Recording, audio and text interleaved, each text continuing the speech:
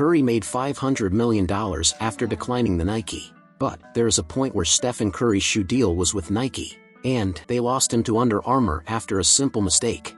Let's say that his name is Stephen Curry, who played for the Golden State Warriors, and not Kevin Durant, who played for the Oklahoma Thunder. So right now, Curry transformed Under Armour into one of the biggest brands of the world, competing with Adidas and Nike. Right now, every time someone says Under Armour, Stephen Curry's come together. But the funny thing is, until this day, Nike has the majority of NBA athlete shoes deal. So out of 4 players, 3 of them have a contract with Nike. The brand has the majority of highest paid endorsement deals in all of sports, being 11 of 15. The most remarkable in the NBA was with Michael Jordan, where Air Jordan revolutionized the sneakers industry, making a signature move of the man, a sense of belonging to something bigger.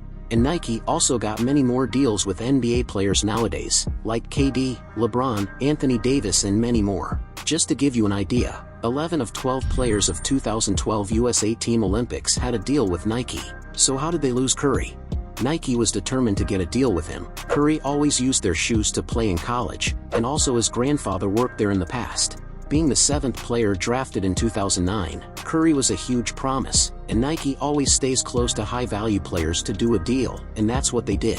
In the same year, Curry closed a 4-year deal with them, and in this meantime, he had a very good career in his earlier years in the NBA. In the last year of the contract, Curry really started to fly in the NBA, having a lot of spotlights in his night games. That year, he broke the record of 3-point shots made in a season, and also dropped 11 of 13 3-point shots in a game against the Knicks. That day, Curry made 54 points, and there was a big game for his career. At that point, we were seeing the potential that Stephen Curry had, and well, he became a 4-time NBA champion and 2-time MVP. So even though they didn't know he would become this huge player, Nike wanted to make sure they would do another contract with him.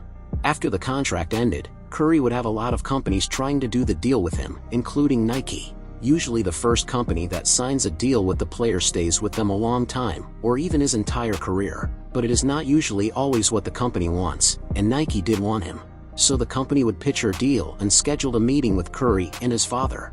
But right away, something didn't feel right. A few companies had a category of athletes, put them in different levels based on the preference of the company. In other words, higher your level, higher is your importance to the company. And well, Curry could feel that Nike did not think of him as a priority.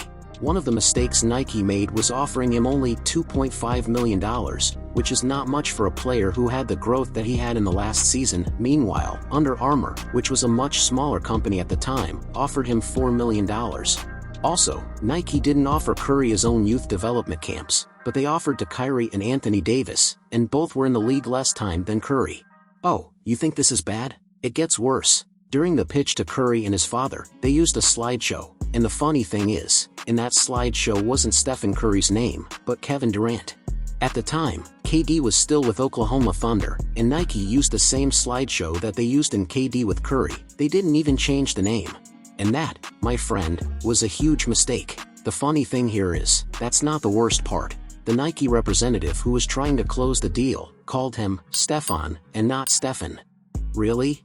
After 4 years of contract and they still didn't know how to say his name, that's a big mistake. After that, Curry and his father turned down that deal from Nike. So later the Under Armour closed the deal with Curry, and to his pleasure, was way beyond money. Curry was appreciated and put one the biggest priority for the company. Curry could also do some things that he liked, like put his favorite Bible verse in the shoes.